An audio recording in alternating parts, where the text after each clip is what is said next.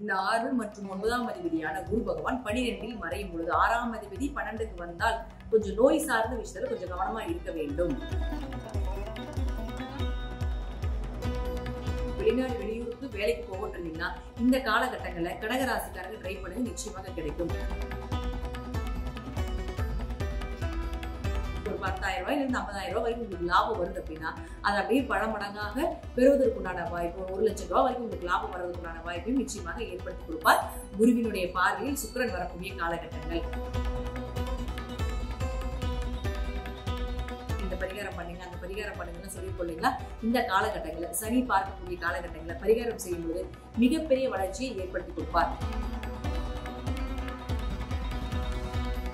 கடகராசியை பொறுத்த வரைக்கும் இந்த வருடம் நீங்க வழிபாடு செய்ய வேண்டிய தெய்வம் அப்படின்னு பாத்துட்டீங்கன்னா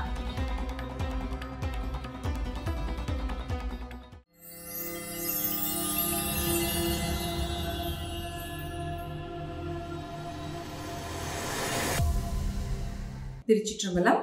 தென்னாருடைய சிவனையை போற்றி, எந்நாட்டவருக்கும் இறைவா போற்றி. அனைவருக்கும் வணக்கம். நாம இன்னைக்கு 2025ஆம் ஆண்டு மே மாதம் 14ஆம் தேதி மாறக்கூடிய குரு பெயர்ச்சியினுடைய பலன்களை பத்தி தான் பார்க்க போறோம். அதற்கு முன்னாடி நம்மளுடைய சேனலை சப்ஸ்கிரைப் பண்ணிக்கோங்க. மே மாதம் 14ஆம் தேதி குரு பகவான் ரிஷப ராசியிலிருந்து மிதுன ராசிக்கு பெயர்ச்சி ஆகிறார்.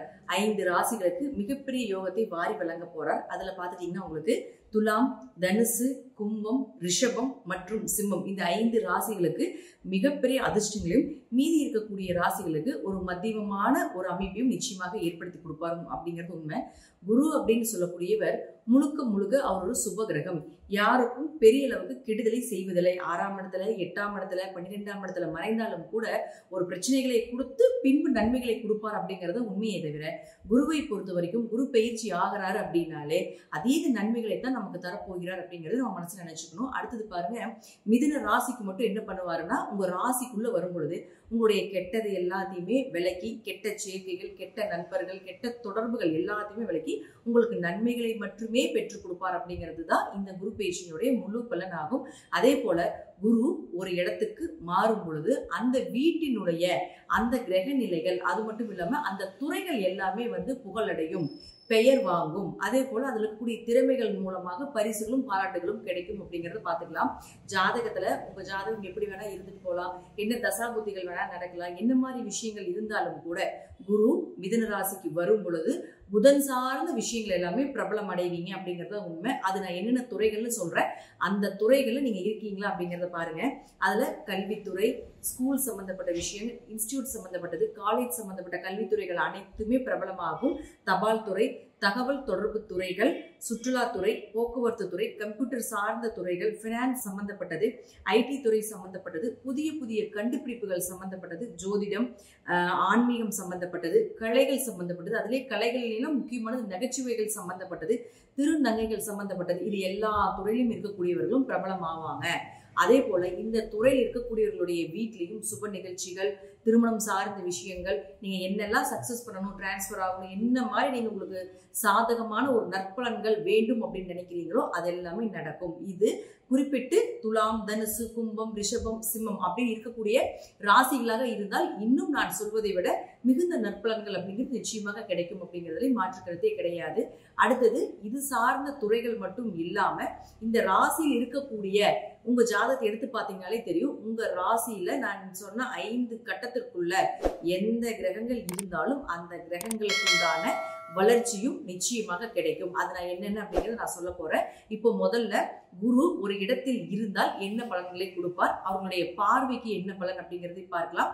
அடுத்தது அந்த கிரக நிலைகளுக்கு என்ன பலன் அப்படிங்கிறதை பார்க்கலாம்.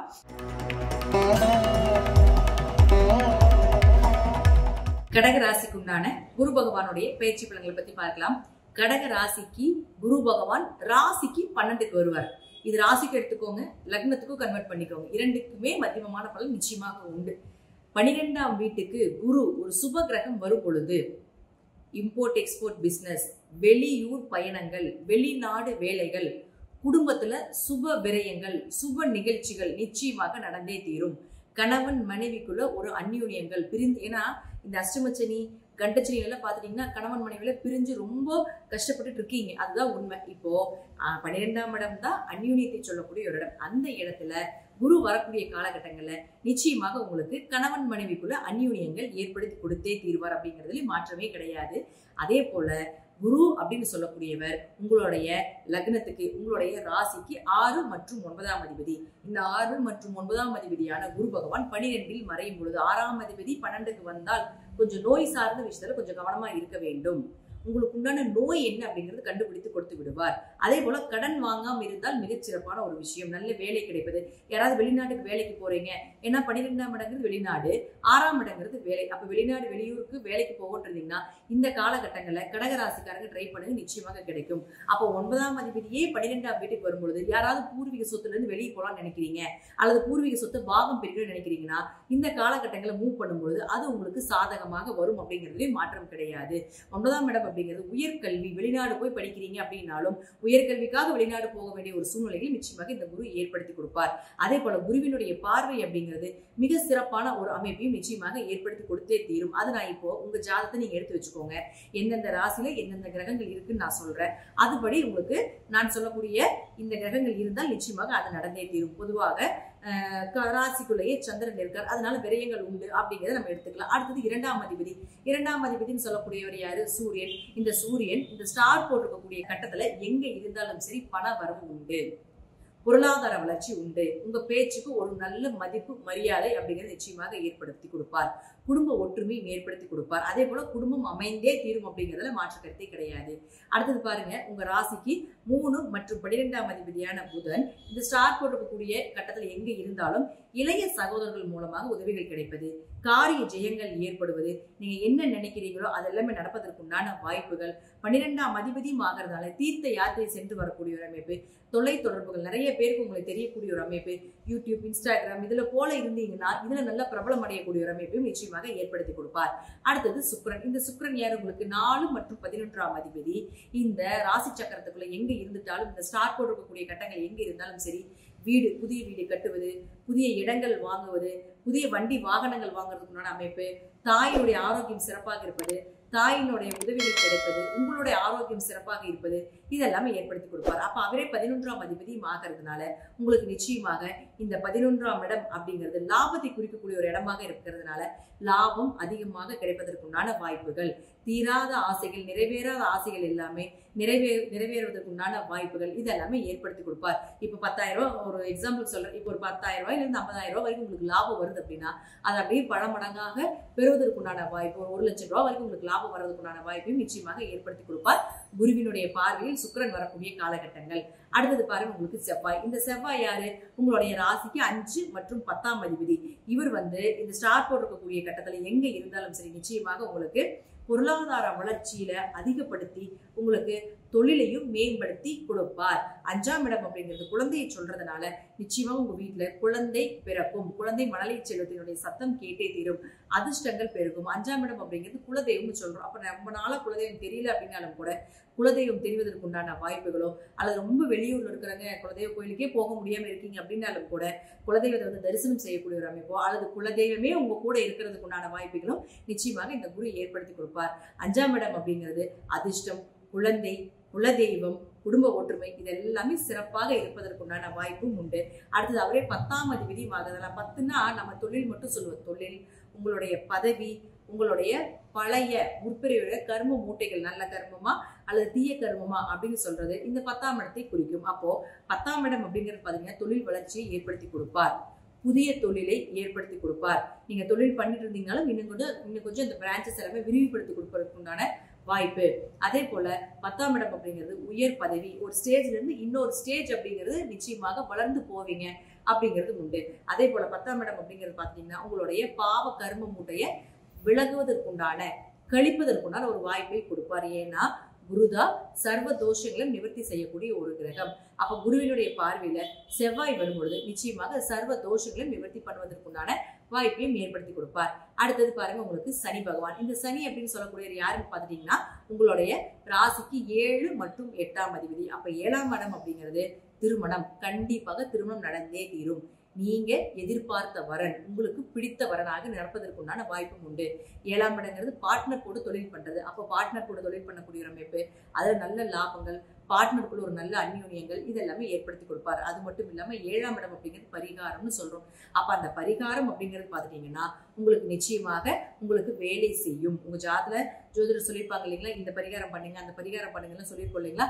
இந்த காலகட்டங்களில் சனி பார்க்கக்கூடிய காலகட்டங்களில் பரிகாரம் செய்யும் பொழுது மிகப்பெரிய வளர்ச்சியை ஏற்படுத்தி கொடுப்பார். அடுத்தது 8ஆம் அதிபதியும் அவர் ஆகிறதுனால கண்டங்கள் விலகிறது, திடீர் அதிர்ஷ்டங்கள், திடீர் பண வரவுகள் இதெல்லாமே ஏற்படுத்தி கொடுப்பார். நோய் விலகிறதுக்கு உண்டான வாய்ப்புகள், கேஸ் ஏதாவது உங்க பக்கம் நடந்துட்டு இருக்குதுன்னா அது உங்களுக்கு சாதகமாக தீர்ப்பாகிறது, இதெல்லாமே ஏற்படுத்தி கொடுத்து விடுவார்.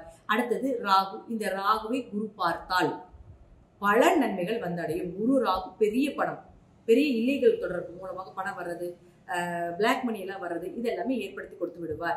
அடுத்தது குருவை கேது பார்க்கக்கூடிய காலகட்டங்கள் ஆன்மீகத்துல உச்சத்துக்கு போவாங்க. குரு ராகு பார்க்கக்கூடிய காலகட்டங்கள்ல பெரிய பணம் வரவு, பெரிய பப்ளிசிட்டி, பெரிய வைரலா தெரியக்கூடிய ஒரு காலகட்டங்களாக இருக்கும். அதே போல குரு கேதுவை பார்க்கக்கூடிய காலகட்டங்கள்ல ஆன்மீகத்தின் உச்சத்துக்கு போறது, தெய்வம் உங்ககிட்ட பேசுறது, நான் ஒரு கோயிலுக்கு போறீங்கன்னு வச்சுக்கோங்களேன், உங்களுக்கு ஃபர்ஸ்ட் ப்ரியாரிட்டி கிடைக்கிறது, இதெல்லாமே நிச்சயமாக ஏற்படுத்தி கொடுப்பார். இது எல்லாமே இந்த கடகராசிக்கு இந்த குரு பயிற்சி மூலமாக நடந்தே தீரும் அப்படிங்கிறதுல மாற்றம் இல்லை. எந்த துறையில் இருந்தீங்கனாலும் கூட பெரிய அளவுக்கு வெற்றிகள் அப்படிங்கிறது ஒரு 70% இந்த கடகராசிக்கு நிச்சயமாக உண்டு.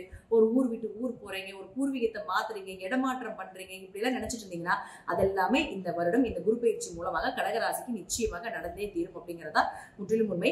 கடகராசியை பொறுத்த வரைக்கும் பாத்தீங்கன்னா குரு விரயத்தில் இருந்தாலும் ஒரு நல்ல விரயமாக கொடுப்பார் அப்படிங்கிறதையும் நாம இதுல தெரிந்து கொள்ளலாம். தசாபுத்திபடி நான் சொல்லக்கூடிய கருத்துக்கள் சிறிது மாறுபடலாம். கடகராசியை பொறுத்த வரைக்கும் இந்த வருடம் நீங்க வழிபாடு செய்ய வேண்டிய தெய்வம் அப்படின்னு பாத்துட்டீங்கன்னா சூரிய வழிபாடு பண்றது, சூரியனார் கோயில் போய் சென்று வழிபாடு பண்ணிட்டு வர்றது, அதே போல திருவண்ணாமலை அண்ணாமலையார் போய் வழிபாடு பண்ணிட்டு வர்றது மிகப்பெரிய பண வளர்ச்சியை இந்த வருடம் உங்களுக்கு ஏற்படுத்தி கொடுக்கும். தேவையில்லாத விரயங்களை குறிக்கும். சுப விரயத்தை மட்டுமே குறைத்து அசுப விரயத்தை குறிப்பதற்குண்டான வாய்ப்புகளும் உண்டு அப்படிங்கிறத நான் சொல்லிக்கிறேன். நன்றி. இன்னொரு நல்ல பதிவில் சந்திக்கலாம். திருச்சிற்றம்பலம், தில்லையம்பலம், ஸ்ரீ நரசிம்ம திருவிழை சரணம்.